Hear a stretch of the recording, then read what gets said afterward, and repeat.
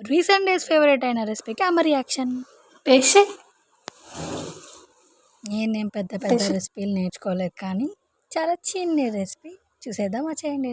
అమ్మ రియాక్షన్ అయితే ఎలా ఉంటుందో కొంచెం అంత భయం కూడా వేస్తుంది. బాగుందా నిజంగా? అమ్మ రియాక్షన్ చూడగానే ఐ ఫెల్ట్ వెరీ హ్యాపీ. ఇదిగోండి ఈ ప్లేట్లో ఉన్న పదార్థాలన్నీ కట్ చేసి తురిమి తరిగి అన్నీ చేసేసి సగం తురగలేని క్యారెట్ని తీసుకొని మిగతా సగం నా పొట్టలో వేసేసి రెసిపీ అయితే స్టార్ట్ చేసేసాను. సోయా చంక్స్ అలా వాటర్లో కొంచెం అంతా బాయిల్ చేసి అందులో కొంచెం ఉప్పు కారం ఫ్రై చేస్తుంది ఉంది కదా. ఇవి చూస్తుంటే చిన్నప్పుడు 1 రూపీ డాలీ ప్యాకెట్స్ వచ్చేవి, ఎవరికన్నా తెలుసుంటే 20 ఎర్లీ స్కిట్స్ అలానే అనిపించాయి కదా. నాకు అలానే అనిపించి అలా పటక్కమని నోట్లో కూడా వేసుకున్నాను అనమాట.